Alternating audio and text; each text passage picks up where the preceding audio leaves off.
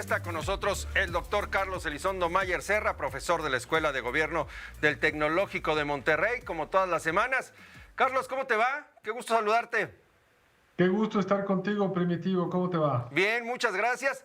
¿Cómo percibes este tema de la pausa que llama el presidente, el enojo o la molestia, la inquietud de los Estados Unidos en diversos sectores por lo que está pasando con la reforma al Poder Judicial y lo que nos decía Ariel Mutazos allá en Washington, en torno de que es un momento de tensión que hacía mucho que no vivían ambas naciones?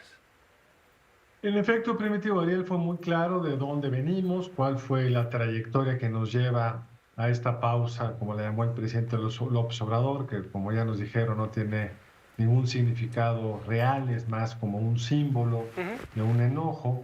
Yo querría ir un poco más allá y centrarme sobre todo en cómo es el proceso de toma de decisiones en los Estados Unidos y cuál es el riesgo que estamos jugando o que el gobierno está jugando respecto a la discusión que tendríamos que tener a partir del 25, la revisión del TEMEC, que como sabe bien nuestro público, si los tres países no están de acuerdo en continuar con el TEMEC, en el 26 simplemente como un sol que se mete, el Sunset Clause, desaparece. Primer punto, como México es un país relativamente poco importante para los Estados Unidos, que tiene tantos problemas, en la pirámide burocrática de decisión, un tema mexicano toma mucho tiempo en llegar arriba. De hecho, todavía no tenemos un comentario, una declaración sobre lo del Poder Judicial directamente del secretario de Estado, mucho menos del presidente Biden, pero lo que estamos viendo es que va escalando. Ya llegó a nivel de subsecretario, a nivel de embajador, a nivel de legisladores, y lo que denota, y ese es yo creo que el problema de fondo, es una seria preocupación sobre si este país que quiere legar y que aparentemente Claudia Sheinbaum quiere avalar, este país basado en nuevas reglas del juego, es compatible con las reglas del juego del TEMEC. Por supuesto, todo tratado como el TEMEC implica una cesión a la soberanía.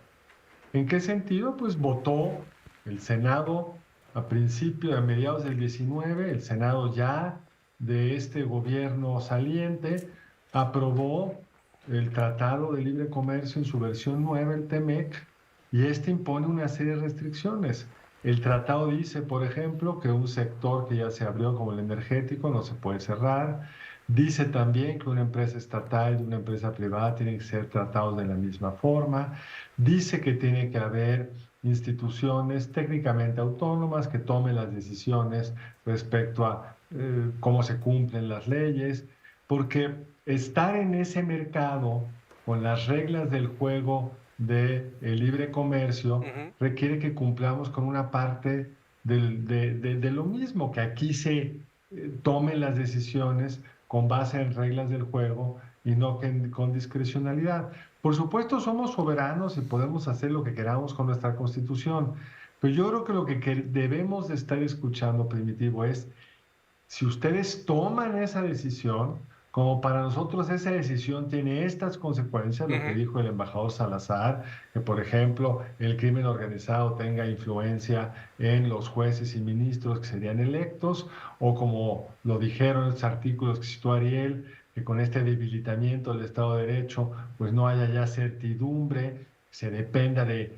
la decisión del gobierno para quién beneficia y a quién castiga, pues eso no es compatible con el TEMEC.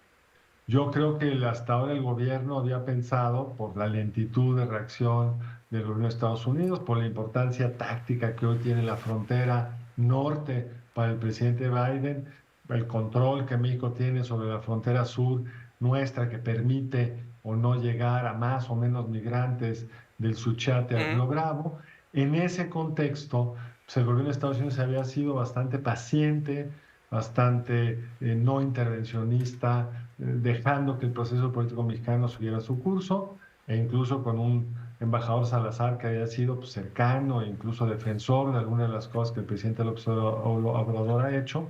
Y creo que el cambio que estamos viendo es que en esa subida en la toma de decisión de la pirámide burocrática de Estados Unidos, en la medida que se va volviendo un problema estratégico para ellos, pues hay una señal, y la señal es, ustedes quieren jugar ese juego del nuevo régimen con estas nuevas reglas, pues habrá que tener claro que eso puede tener consecuencias importantes en el TEMEC. Por supuesto, no hay una amenaza, no necesariamente llevaría a una ruptura, pero sí estaríamos llegando a la revisión del TEMEC, pues con varios problemas acumulados.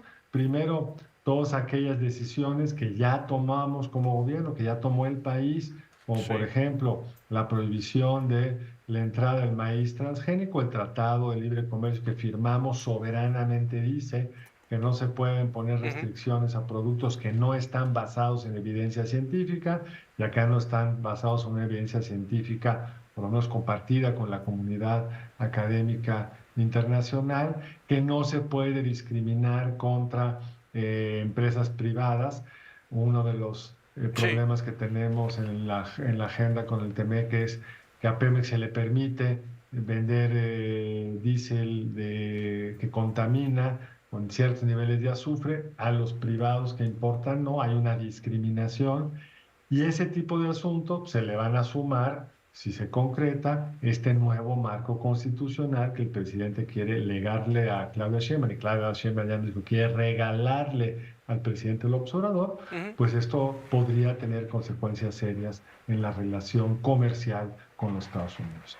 La gran ventaja, Primitivo, del TEMEC para México es que construyó un mundo de reglas en la relación México-Estados Unidos. Antes del TEMEC, los gobiernos de Estados Unidos tenían mucho más espacio discrecional para cerrar la entrada de un producto, poner un arancel, e incluso se tendían a contaminarse los temas. Si había un problema en seguridad, se podía trasladar alguna sanción en materia comercial. El TEMEC se construyó para ponerle reglas, que lo comercial se basara en reglas aquí y allá, y que no se contaminaran los asuntos.